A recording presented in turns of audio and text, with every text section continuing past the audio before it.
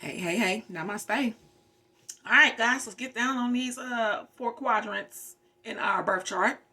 All right, so by now, yes, you have seen how the astrological house divisions work with the pie and the four quadrants, and each quadrant has its own thing, and in that quadrant you have zodiac signs, and in that you have the houses, right?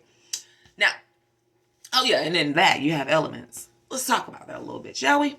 Now, when it comes down to our astrological house divisions, okay? These are dividing all the houses and putting it into a group, okay?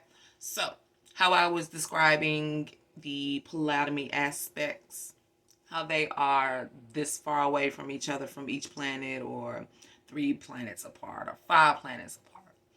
This is what I meant, okay? Starting with how you look at the house divisions, okay? They're all broken down, okay? 4 sections: ascending, rising, midheaven, and your emu, okay? Now, with that being said, each point is dedicated to all of those that I just named. Now, first things first, your MC. I think I said MD last class. Please forgive me. It is definitely MC. Your midhaven. Your midhaven is middle of the heavens. Okay, that's what it's described as. It's the upper meridian, the north point, the top of your quadrant. Okay, your emikuli is dead smack below it. On the far left point, you have your ascending or your rising, and on the far right, you have your descending. Okay, now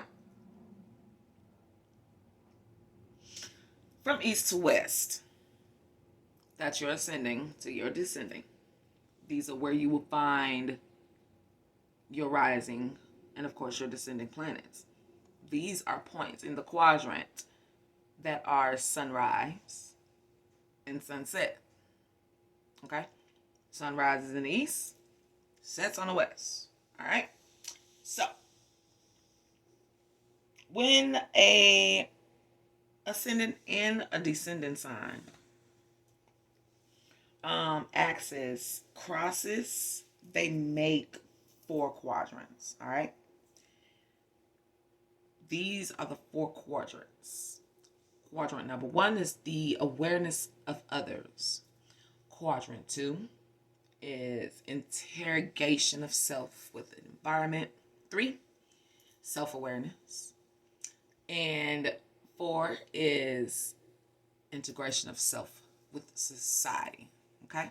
So, for 1 and 3, they're right across from each other. So, they're dealing with the opposite things of each other, as well as 2 and 4. Okay? Now,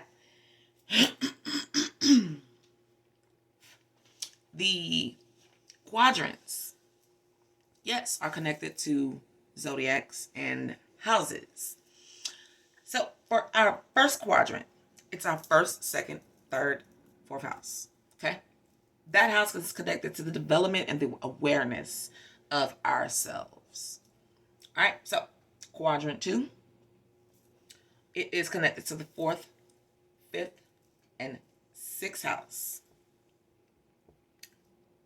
Let me get this right. Yes, 4th, 5th, and 6th house. Yes. That particular house is connected to the integration of self, of course, the immediate environment. Your third quadrant is connected to the 7th, 8th, and 9th house, which is our awareness of others. And the 4th house is our 10th, 11th, and 12th, which is the interaction of others in society. Yes. Now that we got that knocked away, for each quadrant and each zodiac sign belongs to an aspect and an element. All right, so we've broken all that down the other day. When it comes down to fire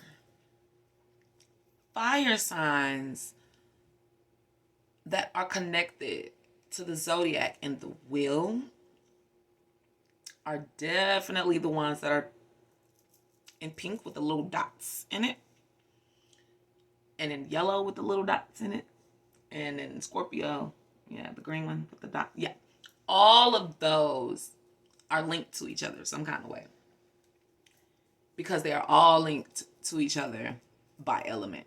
Okay, so for example, when you have a fixed sign is Taurus, Leo, Scorpio, and Aquarius.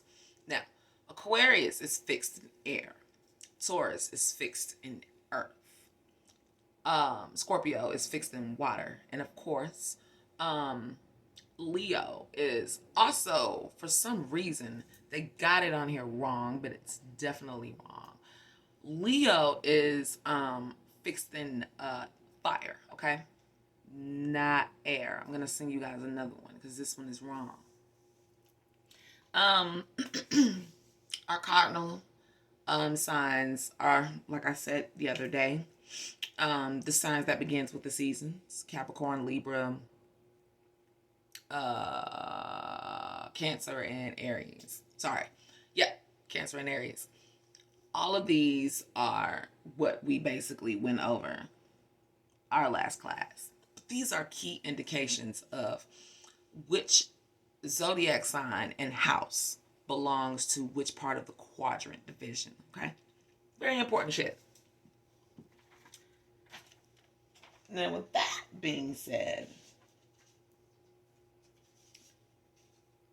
I think we just about covered everything when it came down to breaking that down. Yeah. That was the quickest breakdown ever, okay? We really broke that down real quick. I love it. Now, all we got to do, and this will be on our next class, is break down. Maybe not. Maybe I can squeeze this in right here. Maybe. I would much rather do it on a different class. It's a lot of stuff. So, yeah. We'll break down the actual birth natal chart, okay? Hopefully I'll be able to have this class with y'all and it'll be personal versus you seeing the recording. So, girls and guys, have a good one.